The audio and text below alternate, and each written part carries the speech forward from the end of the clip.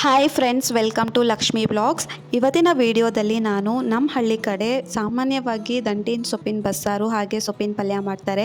ಅದನ್ನು ಹೇಗೆ ಮಾಡೋದಂತ ತೋರಿಸ್ಕೊಡ್ತೀನಿ ಬನ್ನಿ. ಮೊದಲಿಗೆ ದಂಟಿನ ಸೊಪ್ಪನ್ನ ತಂದು ನೀಟಾಗಿ ಸೋಸಿ ಕ್ಲೀನ್ ಮಾಡಿ ಎತ್ತಿಟ್ಕೋಬೇಕು. ಹಾಗೆ ಕ್ಲೀನ್ ಮಾಡಬೇಕಾದ್ರೆ ಯಾವುದೇ ಕಾರಣಕ್ಕೂ ದಂಟನ್ನು ಎಸಿಬೇಡಿ. ದಂಟು ಹಾಕಿದ್ರೇ ಸೊಪ್ಪಿಗೆ ತುಂಬಾ ರುಚಿ ಇರುತ್ತೆ. ಸೊಪ್ಪೆಲ್ಲನೂ ಕ್ಲೀನ್ ಮಾಡಿ ಈ ಥರ ನೀಟಾಗಿ ಕಟ್ ಮಾಡಿ ಎತ್ತಿಟ್ಕೊಳ್ಳಿ. ನಾನಿಲ್ಲಿ ಒಂದು ಕಟ್ ಆಗೋಷ್ಟು ಸೊಪ್ಪನ್ನ ಬಳಸಿದ್ದೀನಿ. ಇವಾಗ ಹೆಸರು ಕಾಳನ್ನ ಬೇಯಿಸ್ಕೊಳ್ಳೋಣ. 1 ಕಪ್ ಆಗೋಷ್ಟು ಹೆಸರು ಕಾಳನ್ನ ನಾನು ಇವಾಗ ಬೇಯಿಸ್ಕೊತಾ ಇದ್ದೀನಿ. ಹೆಸರು ಕಾಳಿಗೆ ಇವಾಗ ಎರಡರಿಂದ 3 ಕಪ್ ಆಗೋಷ್ಟು ನೀರನ್ನು ಹಾಕಿ ಸ್ವಲ್ಪ ಉಪ್ಪು ಹಾಕಿ ಒಂದು 5ರಿಂದ 6 ವಿಷಲ್ ತೊಗೊಂಡ್ರೆ ಸಾಕು. ಹೆಸರು ಕಾಳು ನೀಟಾಗಿ ಬೆಂದ್ಬಿಡುತ್ತೆ. ನೀವೇನಾದರೂ ಹಸಿ ಕಾಳು ಬಳಸಿದರೆ 1 ವಿಷಲೇ ಸಾಕು. ಇವಾಗ ನೀವು ನೋಡ್ತಾ ಇರ್ಬೋದು ಹೆಸರು ಕಾಳು ಚೆನ್ನಾಗಿ ಬೆಂದಿದೆ. ಈ ಥರ ಹೆಸರು ಕಾಳು ಚೆನ್ನಾಗಿ ಬೇಯಿಸ್ಕೋಬೇಕು. ಇವಾಗ ಅದೇ ಕುಕ್ಕರಿಗೆ ನಾನು ದಂಟಿನ ಸೊಪ್ಪನ್ನು ಹಾಕ್ತಾಯಿದ್ದೀನಿ. ನಾನು ಇಲ್ಲಿ ಸುಮಾರು 1 ಕಟ್ ಆಗುವಷ್ಟು ಸೊಪ್ಪನ್ನು ಬಳಸ್ತಾ ಇದ್ದೀನಿ. ಸೊಪ್ಪಿಗೆ 1 ಅಥವಾ 2 ವಿಷಲ್ ಹಾಕ್ಕೊಂಡ್ರೆ ಸಾಕು. ಹಾಗಾಗಿ ನಾನು ಸೊಪ್ಪನ್ನ ಸಪ್ರೇಟಾಗಿ ಬೇಯಿಸ್ಕೊಂಡಿದ್ದು. ಇವಾಗ ಸೊಪ್ಪಿಗೆ ಸ್ವಲ್ಪ ಉಪ್ಪು ಹಾಗೆ 1-2 ಕಪ್ ಆಗೋಷ್ಟು ನೀರು ಹಾಗೆ 1 ಟೊಮೆಟೊ 2 ಮೆಣಸಿನ್ಕಾಯಿನ ಹಾಕಿ 1-2 ವಿಷಲ್ ಹಾಕ್ಸ್ಕೊಂಡ್ರೆ ಸೊಪ್ಪು ಚೆನ್ನಾಗಿ ಬೆಂದ್ಬಿಡುತ್ತೆ. ನೀವು ನೋಡ್ತಾ ಇರ್ಬೋದು ಇವಾಗ ಸೊಪ್ಪು ಚೆನ್ನಾಗಿ ಬೆಂದಿದೆ. ಇವಾಗ 1-2 ನಿಮಿಷ ಬಿಡಿ. ಸೊಪ್ಪೆಲ್ಲ ಚೆನ್ನಾಗಿ ತಣ್ಣಗಾದ್ಮೇಲೆ ಒಂದು ಮಿಕ್ಸಿ ಜಾರ್ಗೆ ಬೇಯಿಸಿಟ್ಕೊಂಡಿರೋಂತಹ ಟೊಮೆಟೊ ಹಾಗೆ 5ರಿಂದ 6 ಪೀಸ್ ಬೆಳ್ಳುಳ್ಳಿ ಹಾಗೆ ಒಂದು ಅರ್ಧ ಈರುಳ್ಳಿ ಹಾಗೆ ಒಂದು ಅರ್ಧ ಕಪ್ ಆಗುವಷ್ಟು ತೆಂಗಿನ ತುರಿ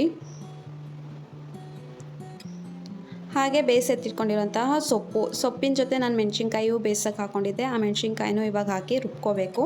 ಇಲ್ಲಿ ನಾವು ಮನೆಯಲ್ಲೇ ಬಳಸೋಂತಹ ಖಾರದ ಪುಡಿನ ಬಳಸ್ತಾ ಇದ್ದೀನಿ. ಹಾಗೆ ಒಂದು ಸ್ವಲ್ಪ ಜೀರಿಗೆ ಹಾಗೆ ನುಣ್ಣಗಾಗೋಕ್ಕೆ ಸ್ವಲ್ಪ ನೀರನ್ನು ಬಳಸ್ತಾ ಇದ್ದೀನಿ.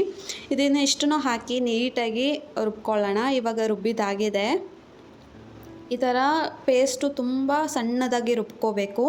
ಇವಾಗ ಒಂದು ಪ್ಯಾನ್ ತೊಗೊಂಡು ಪ್ಯಾನ್ ಸ್ವಲ್ಪ ಬಿಸಿ ಆದಮೇಲೆ ಸ್ವಲ್ಪ ಎಣ್ಣೆ ಹಾಕಿ ಸಾಸಿವೆ ಹಾಕ್ತಾಯಿದ್ದೀನಿ. ಸಾಸಿವೆ ಸ್ವಲ್ಪ ಸಿಡಿದ ನಂತರ ಅದಕ್ಕೆ ಒಂದು ಅರ್ಧ ಈರುಳ್ಳಿ ಹಾಗೆ ಒಂದು 2 ಎಸ್ಲಾಗೋಷ್ಟು ಬೆಳ್ಳುಳ್ಳಿನ ಹಾಕ್ತಾಯಿದ್ದೀನಿ. ಇವಾಗ ಪೇಸ್ಟ್ ಏನು ಮಾಡಿಟ್ಕೊಂಡಿದ್ವಲ್ಲ ಸೊಪ್ಪಿನ ಪೇಸ್ಟು ಅದನ್ನು ಹಾಕಿ ಸ್ವಲ್ಪ ಬಾಡಿಸ್ಕೋಬೇಕು.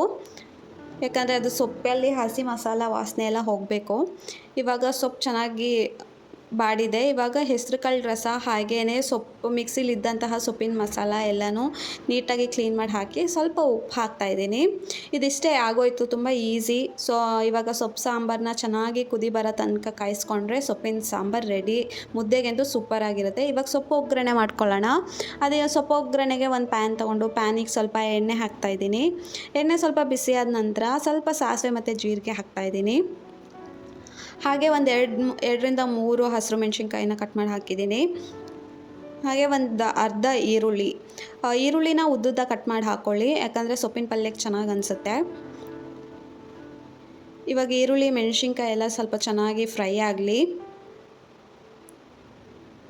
ಇವಾಗ ಇದು ಫ್ರೈ ಆಗಿದೆ. ಇದಕ್ಕೆ ಹೆಸರು ಕಾಳು ಮತ್ತು ಸೊಪ್ಪನ್ನು ಹಾಕ್ತಾಯಿದ್ದೀನಿ. ಹಾಗೆ ಒಂದು ಅರ್ಧ ಕಪ್ಪಷ್ಟು ತೆಂಗಿನ ತುರಿ. ಇದಿಷ್ಟೇ.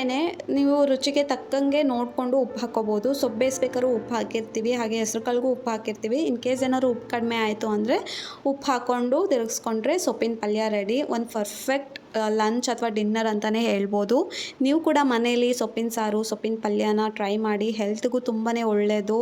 ಆದಷ್ಟು ಗ್ರೀನ್ ಲೀಫಿ ವೆಜಿಟೇಬಲ್ಸ್ನ ತಿನ್ನಿ. Thank you for watching Lakshmi blogs. Please subscribe.